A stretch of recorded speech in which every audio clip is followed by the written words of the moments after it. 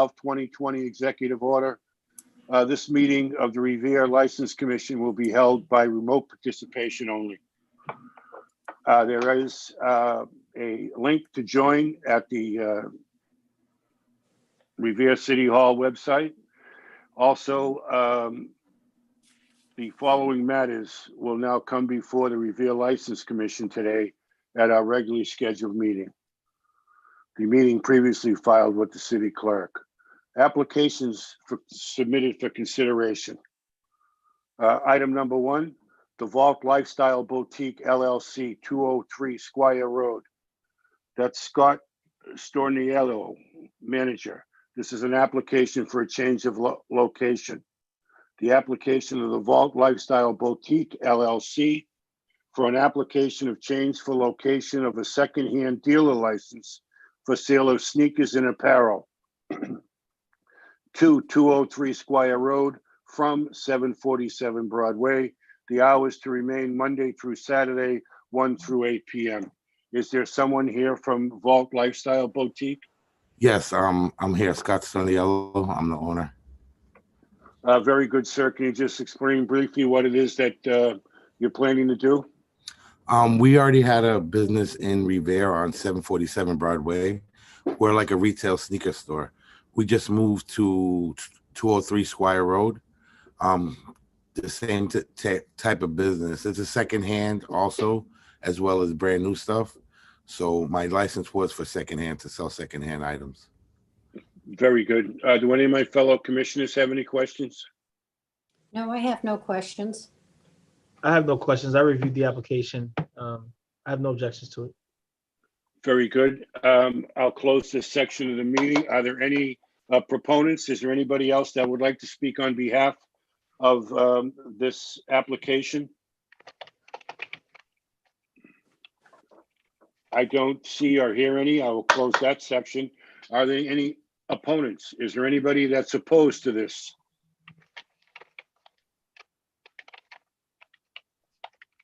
I don't see or hear anybody. I will close that section. I would like to entertain a motion. I'll make a motion to approve. Second. Approved the application for a change of location for Vault Lifestyle Boutique for a change of location for a secondhand dealer license from 747 Broadway to 203 Squire Road, Revere, has been approved. Thank you, sir. Thank you. Item number 2, Dolcan LLC, DBA Istanbul Diner, 120 VFW Parkway. Suleiman Ozgan is the manager. This is an application for a change of hours. The application of Dolcan LLC, DBA Istanbul Diner, for a change of hours for a common victuals license to extend closing hours, to close at 12 a.m. currently for takeout only. Current hours are Sunday through Saturday, 6 a.m. to 10 p.m. Amended hours would be Sunday through Saturday, 6 a.m. to 12 a.m. Is there someone here on behalf of Istanbul Diner? I do not show anybody here for that application.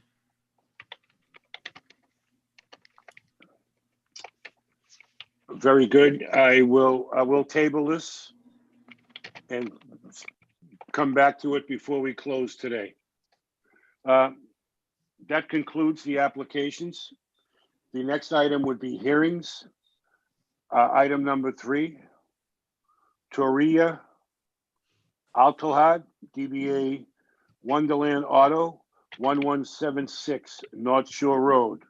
Toria Altalhad, the manager.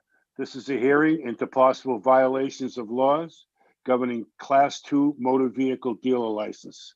This is continued from our November meeting at the request of Wonderland Auto. Is there someone here on behalf of Wonderland Auto? Attorney Larry Simeoni. Mr. Thank you, Chairman, can you hear me? I can now. Can other members of the commission hear? I have to just get the video. Here we go. Thank you, Mr. Chairman. I also have my client, Taria Atilhaj, with me. Very good. Counselor, I think the first thing we'll do is probably address the situation from the city's point of view. Lieutenant Randall, do we have people standing by that would like to talk about what occurred? Yes, I have Officer David Wilson here who responded to one of the calls and wrote a report regarding it. Okay. If my fellow commissioners have no objection, I'd like to hear from Officer Wilson. Does anybody have an objection to that? No, I would like to hear his report. I have no objection. Same. Very good. Officer Wilson, if you could explain briefly the situation. I have your report in front of me, and I understand that you were on duty and dispatched to the Wonderland Auto. Can you tell us what happened once you arrived at that location? Sir, are you hearing me okay? If you could speak up just a little bit, please. You guys get me now? Hear me now? Very good, thank you. Yes, sir. On October 2nd, I was dispatched to 1176 North Shore Road in regards to some type of customer dispute with the business owner. I responded. I identified two gentlemen who had purchased a vehicle from Wonderland Auto. They were very calm. They were very respectable. They were very, very polite. They explained the situation. I did the best I could trying to explain what little I know about the lemon law. I don't know very much about it. At one point, I asked him to take a picture of the lemon law. He asked me if he could take a picture of a lemon law sticker because it has some information that they print on the window of vehicles. I allowed him to step a couple feet onto the property to take the picture. And from behind me, I could hear a gentleman using some vulgarities and very displeased with me allowing them to step on the property a couple feet. It seemed like a very minor, it wasn't very intrusive. It just they just stepped on 2 or 3 feet, took a picture, and I asked them to step back off. I directed my attention to a gentleman who I had yet identified. I wasn't sure who he was. He was very, very confrontational, very upset with me. He took great exception to me allowing them onto the property to take a picture. And I explained to him that since they purchased the vehicle there, they did have some rights pursuant to the lemon law. And I really am not an expert in those laws. He was very, very upset with me, very confrontational, very loud. He kept referring to the two gentlemen who purchased the vehicle as those people. And I didn't understand what the point was. And I asked him, I said, what do you mean by those people? He said, look at them, they're drug dealers. And my observations to this point were two very polite, well-dressed gentlemen who had purchased a very nice vehicle. I didn't really understand exactly at that moment. It took me a minute to realize that he was referencing what I took to be their ethnicity. And they took exception to that, of course. At that point, I tried to separate the parties. I asked the other folks to please just take their vehicle off the property to kind of restore some peace. And I asked this gentleman if he owned the business. He said he did. I asked him for his name. He refused to supply it. I said, you are obligated to give me a name. This is a business licensed in the city of Revere. You have a business license. He said, yes. He said, could I have a copy of it? I was just trying to identify it for the purposes of a police report. He refused to give it to me and said he did not have to. I explained to him that's all well and good. I'll write a report and we'll pursue the matter from there. And that's really the gist of it. Very good. Thank you, Officer Wilson. Do any of my fellow commissioners have any questions that you would like to ask at this time? No, at this time, I'd like to hear what the plaintiffs have to say before I ask any questions. I do have a few, but I'd like to hear. Thank you. Commissioner Osina, do you have any questions for Officer Wilson? No, I don't. I made note of his testimony, and I have some questions for the respondents once they respond. Very good. Just so I'm clear, Officer Wilson, when you asked this gentleman if he owned the business, did he say, what was his response to that? responded in the affirmative. He did own the business. And did he indicate that he was the license holder or that he was an employee of the? I asked if he owned the business. He said he did own the business. And that's when I asked him for the business license, because I had presumed that his name would be on the business license as the owner. I didn't really think much beyond that. Very good. Thank you very much. Yes, sir. Counselor, would you like to ask the officer any questions? I do. I just have a couple of questions, Mr. Chairman. So, Officer Wilson, as to your report, is it fair to say that you didn't speak about my clients describing the customers as drug dealers? It's not in the report. It's not in the report, sir. I have to go back and I was just paraphrasing from the report. I didn't read it specifically. I'll go back and. Nor does it say that. Nor does it say in the report, for the record, about my client thinking that these individuals who were purchasing from him were individuals that he felt were racist and or drug dealers. Isn't that true? He identified them as drug dealers to me. Well, you didn't put that in the report. Didn't you think that was pretty significant? You're basically trying to say, aren't you, that my client, a Moroccan, is racist? I simply write what was said. I don't, I'm not my job to really.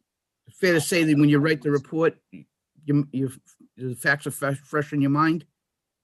Do the best you can. Yes, sir. Fair to say that your memory today is not as strong as it was when you wrote this report?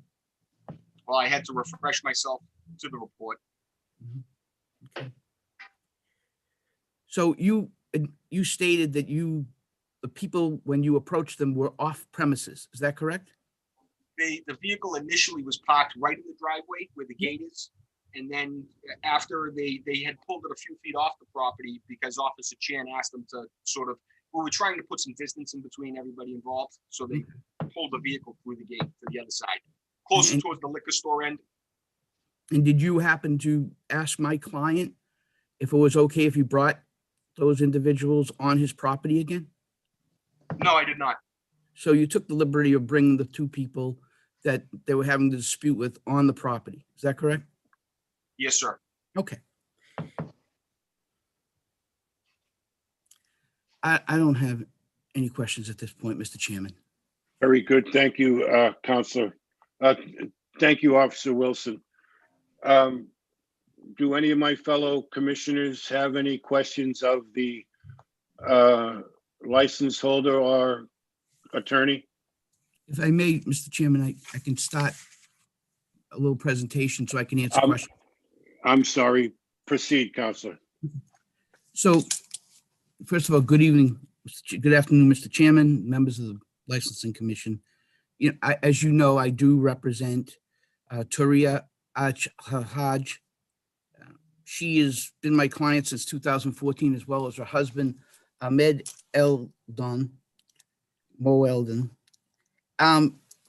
She is the manager of record for this particular enterprise, which is a used car dealership in accordance with 140, Section 59.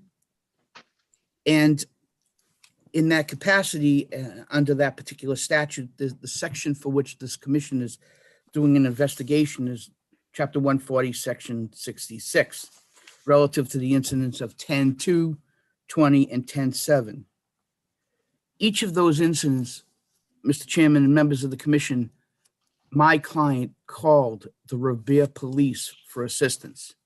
Dispatch records show that he reached out to the police and had them come to respond to problems that he was having with third parties at that location. When you look at Section 66, it's a statute that addresses the authority of an officer when stepping on the licensed premises. That officer may at any time enter upon any premises used by any person licensed under Section 59 for the purposes of carrying on his licensed business. He may ascertain how the individual conducts the business. He may ask for examination of all secondhand motor vehicles or parts thereof kept or stored upon the business. He may ask for a review of all books, papers, and inventories relating thereto. The police report, for all intents and purposes, is replete with a lot of conduct between the parties. But there was only one specific request. In the police report, the officer says he requested his business license. Now, those familiar with this business know that the business license is conspicuously stopped in the office, as it was that day. My client's husband tells me that the officer asked for his driver's license.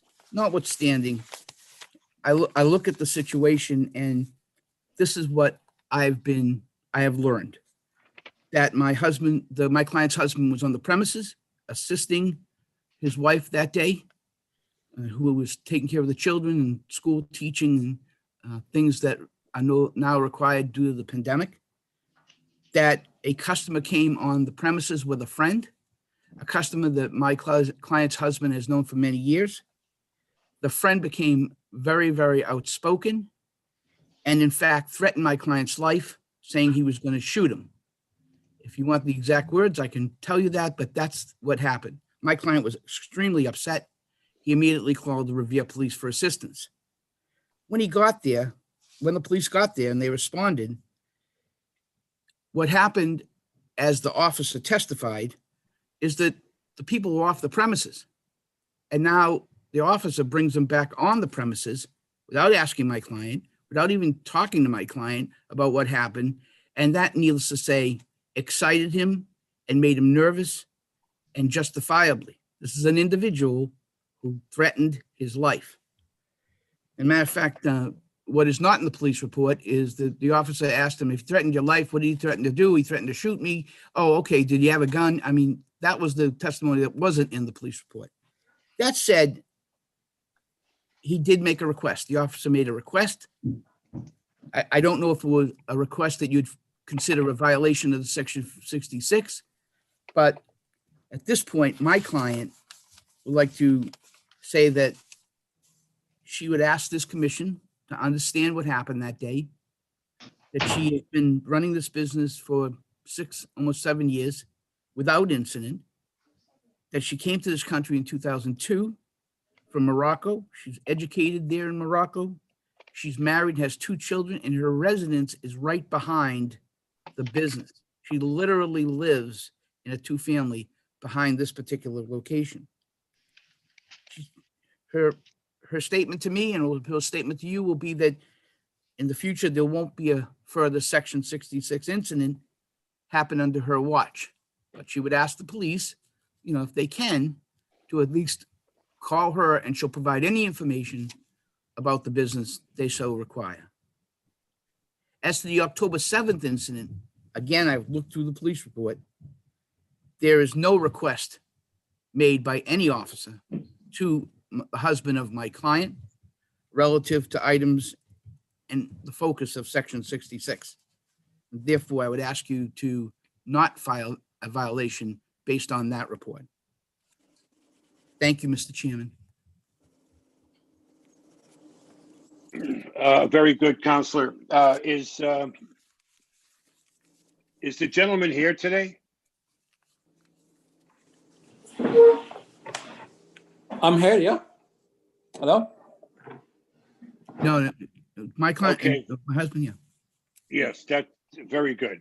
I just wanted to see you, sir, and I wanted you to make sure that you are present, because what's going to happen now is we're going to question a little bit what's going on. Okay. Okay. So, do any of my fellow commissioners have any questions for the counselor or the license holders? No, I don't have any questions this Respectfully, time. Mr. Chairman, they're not licensed holders. Only my client, the manager, Well, is a license holder. So This is individual- your This individual is her husband, as I've indicated. okay? Very good. Well, then he should stop holding himself out as the business owner, Well, he because does own. that's a misrepresentation of the license, isn't it, Counselor? No, I don't believe so, because he is part owner of the corporation Wonderland Auto. He's just not the license holder. Okay, very good. So is he an employee? What's his status as far He's an as owner. the of- license is concerned? The license is given to the corporation, and to actually give it to my client DBA, the corporation. But there is a corporation, Wonderland Auto, and this gentleman owns it. This is not the only business he owns, for the record. He owns an auto body place in Malden. He's been in business for many years. And yeah, I'm sure that, as I testified just a few minutes ago for you, is that he was very upset. And he didn't do what the officer asked him, which was to provide his license. Okay, very good. Thank you. Does anybody else have any questions? No, I don't really have any questions. It's just that it seems like we've got two different stories going here, and the counsel is saying that he was the one that initiated the call to the police department.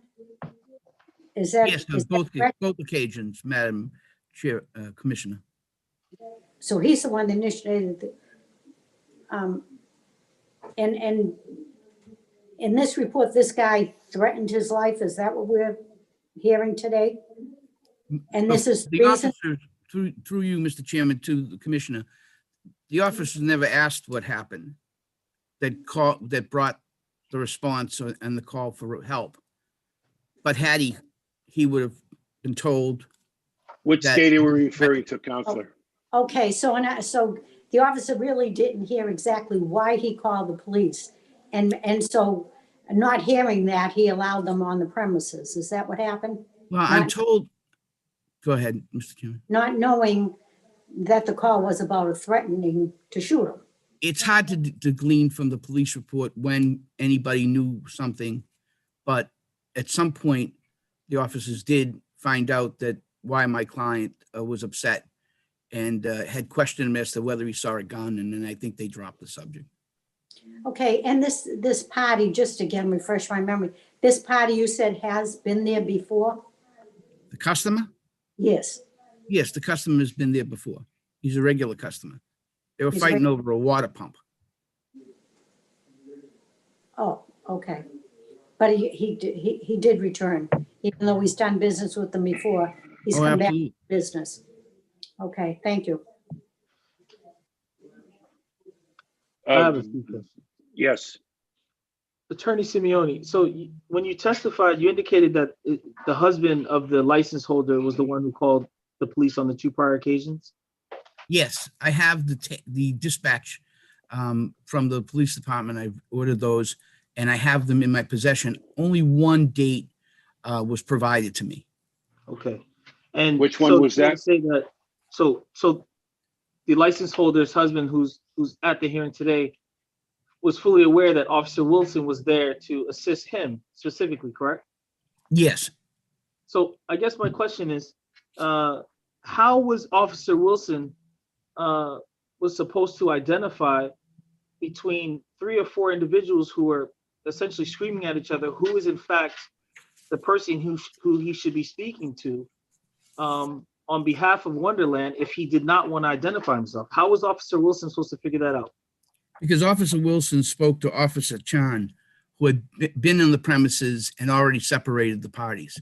And that's the first part of the police report. So the first conversation Officer Wilson had, being second to arrive on the scene, was to talk to his fellow officer.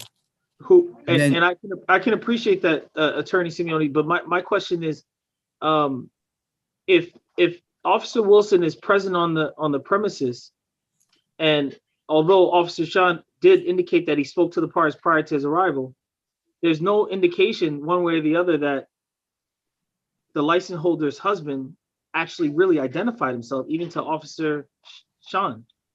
Well, all I can read is the report, because that's all we ever have in these cases. And I'll tell you, the report says that when Patrolman Wilson showed up on the scene, there was another officer at the 103 car, Officer Chan, that was already there, and that he was speaking with the gentleman outside the premises about the incident relative to the lemon law or a pump or whatever.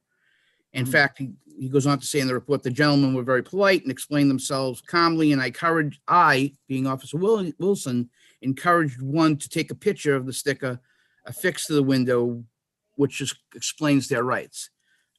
Officer Wilson has elaborated that he's also let them on the premises because they were off premises.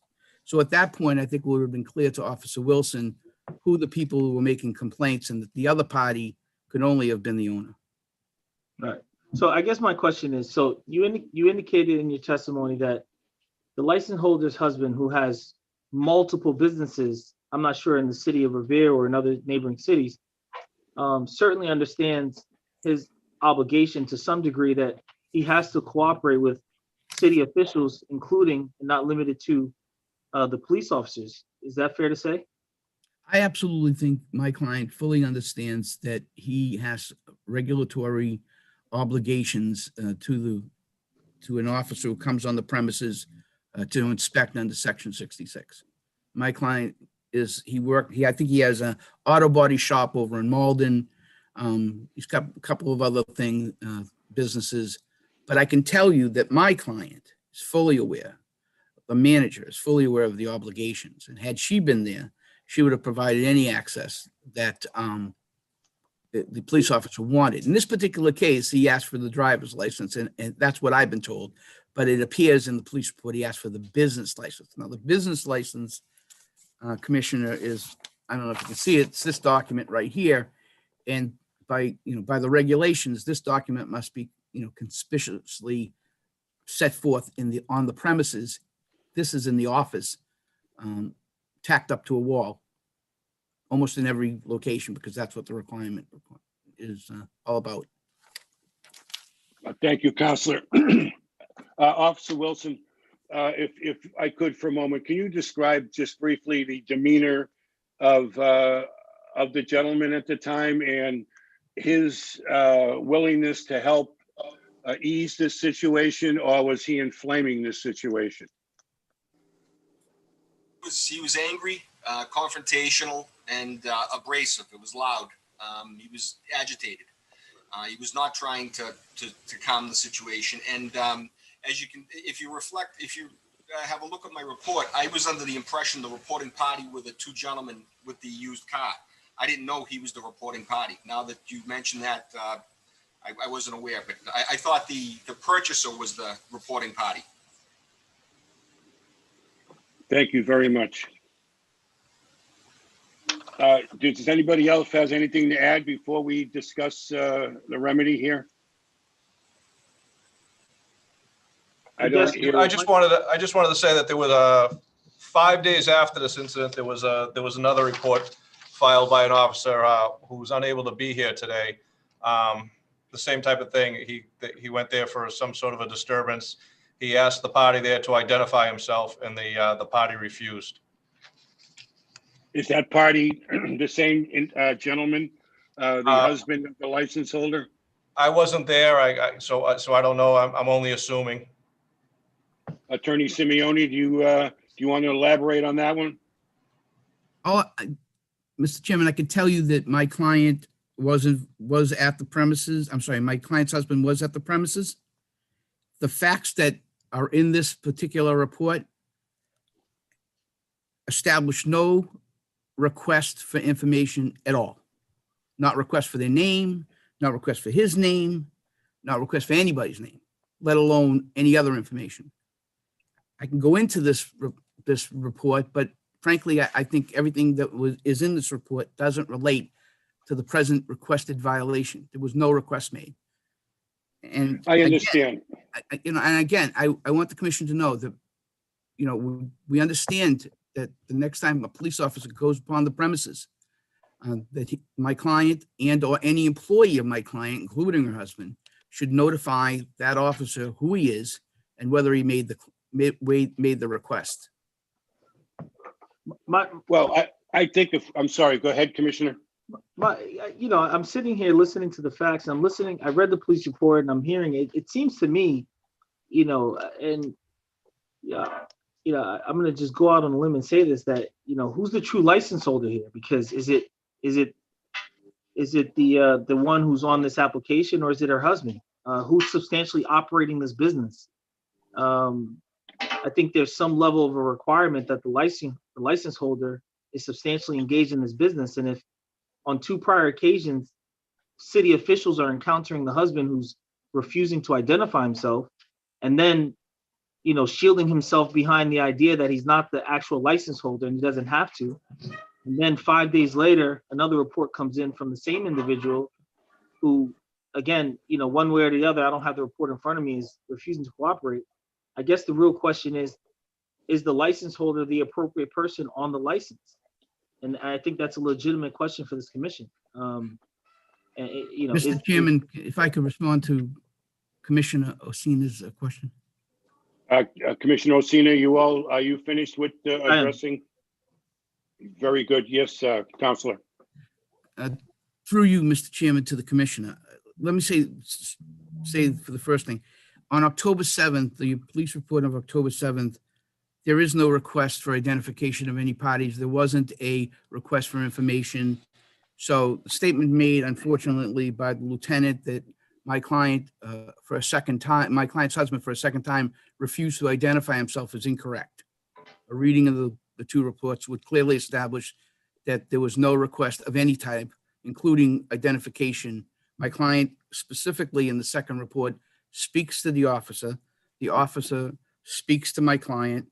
They talk about a package. A particular officer resolves it in a way that my client was unhappy. At the end of the day, they were not happy with each other and he left. Both the officer and my client who stayed on the premises.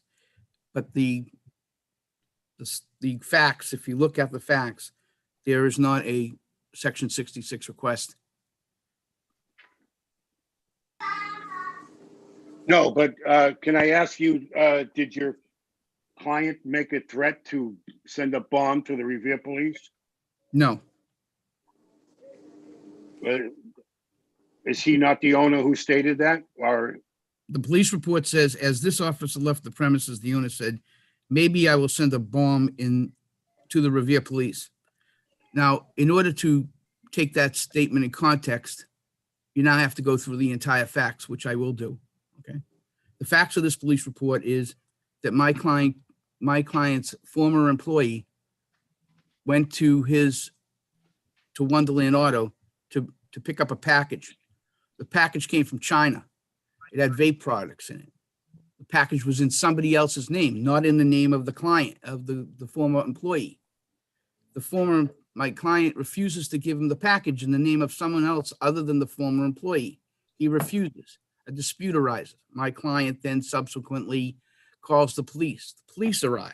When the police arrive, they ask what happened, and my client explains that he has got a package here delivered to his business to an unknown person named Jose, and he does not want to release it to his former employee, whose name is not on the package. The former employee is reported to say, quite incredulously, that he had the package delivered to the business because he had COVID-19 virus, and he couldn't have the package delivered by the delivery company to his location or where he lived. He then went on to say and told the officer that, oh, by the way, yes, it's not in my name. It's in my friend's name. He then shows the officer some identification of his friend. And quite frankly, then asked my client, who did what he was asked, to hand over the package. And the young fella grabbed the package and couldn't wait to get off the premises with his probably illegal vaping products from China. I can only tell you my client was upset once again, upset with the way the police responded. And that's a sad testimony to the facts here. But at the end of the day, you have to stay within the bounds of the law. There's no Section 66 issue, Mr. Chairman. I respectfully ask you to set this matter, place it on file. thank you very much, Counselor. I appreciate your explanation. Does anybody else want to address anything related to either one of these incidents? No. Okay, very good. We'll close this section. I would just open a discussion by saying that it seems here that the issue is your clients, and I'll use client to include both people in the frame because it seems like they're basically joined at the hip here in this business, has got to understand that when the police come on the premises, they are in control. And as a license holder, they need to show respect and respond appropriately. If they don't like what's being done, there are other remedies beside making the situation worse at the scene. And so, you know, what I would look for going forward is some type of assurance from your clients that, you know, they understand what this situation is and they understand their responsibilities as a license holder. Does anybody else want to add anything? No, I totally agree with you. When the police are called, of course, we respect them. We're calling them for help, and that's what they're there for. Could there be misunderstandings during their visit there? But I think if you just put your faith in them, they would get to the bottom line and find out exactly what's going on. And as far as your license, yes, that has to be displayed at all times for, even your customers can come in the office if they want and look at your business certificate. So that should have been done right away if an officer had asked for it. But I do see a little bit of our size. I think maybe I shouldn't say this, but the owner here, or part owner, seems like a very excitable person. And when you're dealing with legal facts, you have to listen, and if you call for help, accept it. You know, and I would think, as Commissioner Sullivan said, going forward, you have to work with the police, not against the police. And I give you credit for calling the police in the first place. So that's where kind of, obviously you must have felt some kind of threat to call the police on that matter. But in the future, if you do call the police, honestly, let them handle the situation. I'm sure they know what they're doing. That's all. Very good. Commissioner Osina, do you have anything you want to add? Yeah, I just want to point out that although, you know, in terms of Section 66 is concerned, Attorney Simeone may be on the right side of that, but in terms of the cooperation, I would have to disagree. And I agree with my fellow commissioners that the police are there to help. And the only way that they can help a reporting party is if they first ascertain who they are in fact talking to. Whether it's producing your driver's license or identifying yourself in some fashion, the basic premise is they're there to help. And I think Officer Wilson was there to do just that. I don't believe that there was any racial connotations or undertones associated with that request or assistance. But I think that we really need to understand who is the true license holder here. So I would be taking a second look at that application and that business operation to see if it's the appropriate person is in fact. So if they do have to come back on, he doesn't hide behind the fact that he's not the license holder, so that the city officials are dealing with the appropriate person. That's kind of where I'm hung up on at this point. Yep. Very good. Lieutenant Randall, would you have any thoughts on what you'd like to see from the police perspective from this license holder going forward? No, as with any license holder, we would just expect them to cooperate with the police when they're called to their place of business, identify themselves appropriately and act appropriately, and not make threats. That's all we're looking for. Sounds very reasonable. Thank you very much. Does anybody have a remedy in mind here for dealing with this? Well, I think that is something that we have to keep in the forefront with this business and see going forward, should there be any more incidents, how they are handled. Because, you know, the police are here to do a job to protect our city. And I'm glad to hear you are city residents, but that's what they're here for. And so I would think if going forward, I would probably recommend we put this on file, that it is brought up anytime that there is another incident. We can collectively use all of these past incidents on the next incident that happens. And certainly I, for one, on the board, will not tolerate any kind of disrespect to our Revere Police Department. They are trying to do a job. Nobody's perfect. Maybe sometimes, the right word isn't used, but that has nothing to do with the job they're doing. They do a great job. We've got a great police department. And I will back the police department 100%. So I would think if I were going forward and I were to make a motion, I would place this on file, stating that these will all be brought up again. All these incidents will be brought up again, should there be any other problem at that location. Very good. You got Commissioner Osina? I'll rest on the statements of Commissioner Granasso. Very good. So is that a second for that motion? It is. Very good. The motion is approved. This matter will be placed on file for the next, commissioners. You have an idea as to how long you wanted to keep this matter on file? Well, I think we should keep it on for at least 6 months. I mean, that's not a very long time, actually. I should think that we'd have no more problems there. I think they understand. And going forward, I ask one thing, that you work with the police, and they will listen to what you have to say, as long as you're calm about it and you work with them. So I would say 6 months. I would keep that on file should another incidents happen within that 6 months. Very good. Counselor, do your clients understand that we're about to do here is basically continue this matter for 6 months, and if there are problems, we'll address them immediately and take the appropriate action? Yes, Mrs. Atahaj and I have spoken about this as a potential action at this time. She knows that, she's on probation, if you will, and, hopefully no further conduct by any employee or co-owner or whatever will be tolerated.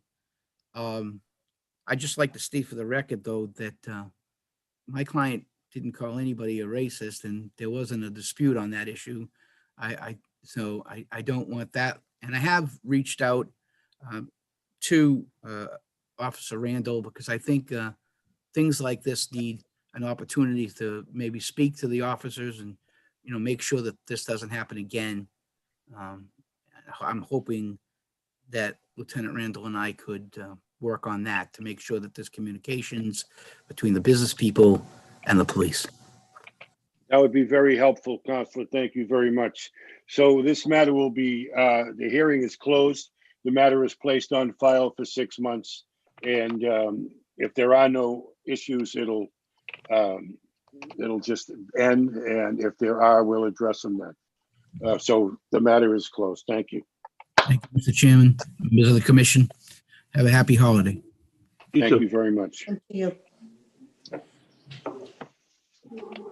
That concludes the hearings aspect. The next items were, seem to have lost my agenda here.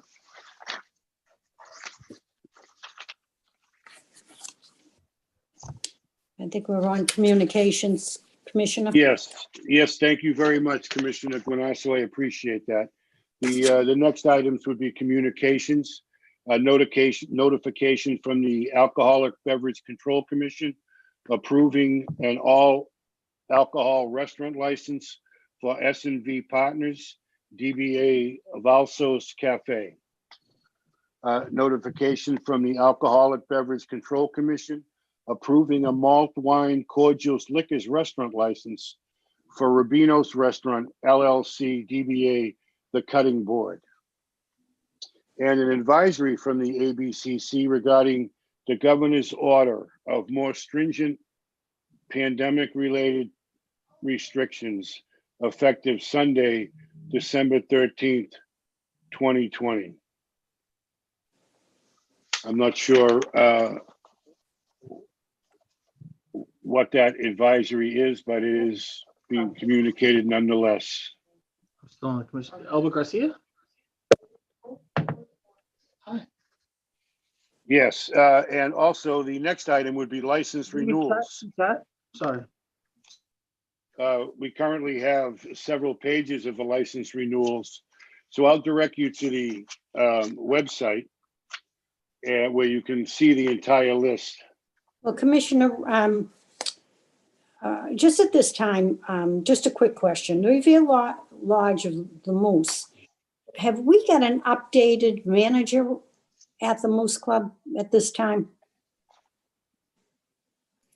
We do not.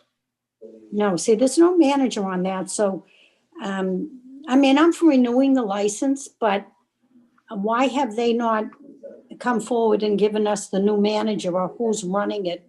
Since we've had, you know, some issues with the club in the past. I would like to know who the manager is, so if there are any other issues, we could call someone in to address them. So would we want, No, I understand. That's a very good question. would you want to call them in? I mean, we can renew it, but I would like to call them in at our next meeting and let's get some paperwork. If not, I don't know going forward with this license. I would agree with you. As a matter of fact, I'd want to know, I was under the assumption that these renewals were all set, more or less, like all the paperwork is all set. Is that not the case, Maggie? No, No. this is the case. The Moose Club is sort of in a pending situation because they were scheduled for a hearing with the ABCC in March to address many of these issues. And that hearing was postponed because of the COVID pandemic and has not actually been held yet. So they're sort of in a limbo period. They're sort of in limbo right now. Right. Okay, well, then I would agree with Commissioner Guanasso that we pull that one from the list until it's fully compliant with everything they need for the license. Excuse me, as it's a liquor license, if you do not renew it, then it will not be renewed at all, and they will be required to apply for a new license. Perhaps, as Commissioner Guanasso was suggesting, you could renew it and then call them in and address the matter afterward as a procedural. Well, that's what I matter? would do, only because we're coming up on the holidays, but, you know, comes January, they've got to get their paperwork together. I don't even know, you know, these renewals have to be sent into the ABCC to be approved. And I certainly don't want to send it to the ABCC stating we don't even have paperwork, especially where it is a club and they're known to the ABCC. So I would agree to renew it, but again, in January, revisit it and get the paperwork together. And at that time, we may have to, even though it's renewed, until they can get their paperwork together, we may have to hold the license off. I'm sorry, if I may clarify, they did submit a change of manager form, which went through through the commission several months ago. This is part of why they were having hearings. The ABCC had not approved their change of manager and change of officers and had felt the need to call a hearing afterward. So we do have a putative manager, just not anyone approved. Right. So that should Okay. come before the board. Yeah, I just didn't want to be in a position that where we're doing the work that should be done by the board of the Moose Club in their paperwork. But if they've put it in and it's the ABCC is holding it up, I guess we would then, as you suggested, Commissioner, approve the license and then address the matter going forward. Okay, I would like to see them on the very next meeting, if the board agrees with me. That would be January, the middle of January. I mean, I would certainly second that. How do you feel about that, Commissioner Osina? I'm okay with that. Great. Okay, is there any of the other licenses on this list that we need to address? Are there any situations, Maggie, that we need to be aware of? Not I that have- I'm aware of. I Sorry. have just one other one. Have we had the license? We know that Renzo's is shut down. Has the license holder of Renzo's applied for a license there or tried to renew that license? No, we have had no renewal and no applications for that property. Okay, so he's not on this list for renewal. That's correct. Okay. Thank you. And Lazy Crab? They submitted a renewal. Okay, I think again, commissioners, that maybe we want to have them in again in January and see what is doing with that license, if they are going to use it, even though we renew it. It's kind of become a pocket license. So I just like to see what their intentions are. I know they keep saying they're working on it, they're going to open. But to me, I'm looking at it right now as a pocket license. I mean, if they've had the license for 3 years now. Quite a Has while, it been 3 years? right? Okay.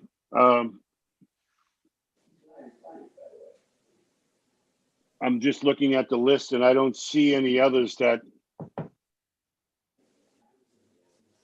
need to be addressed. So I guess can we approve them in one fell swoop? Fine with me, Commissioner. So that's what I'm gonna do is I'll approve these license renewals for the all alcohol on premises license, the malt wine on premises license, all alcohol off premises license, malt wine off premises license, common victular license, entertainment license, automatic amusement device license, pool table license, Class 2 motor vehicle dealer license, in-holder license, gold, silver, precious metals jewelry license, lodging house license, parking lot license, pawnbroker license, and secondhand dealer licenses.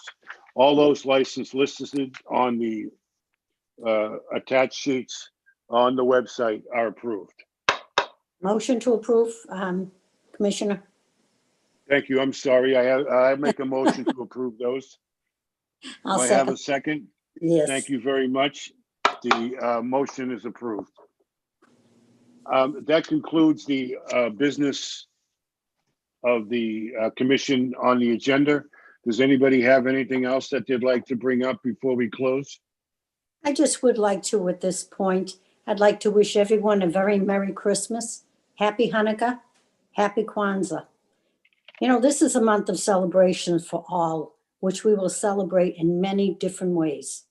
For some with heavy hearts, in which I wish them peace. But one thing we must all do together is stay safe and pray that 2021 becomes our best year ever. And God bless the city of Revere. Thank you, Commissioner. Commissioner Osina. Happy holidays to everyone. Thank you very much. Same. I hope everybody has a safe, healthy new year. I make a motion to adjourn. When would we adjourn to? Maggie? Sorry. just check. January No. 20th. January 20th. Thank you. Yes, Sorry about thank you that. very much. Sorry, no, it's my fault. Yeah, so I make a motion to approve to January 20th, 2021. 2021, wow. Well, I hope it's a great year for my colleagues and everyone else. Same. Thank you. Someone want to second that? Second. Thank you very much, Commissioner Osina. Happy New Year.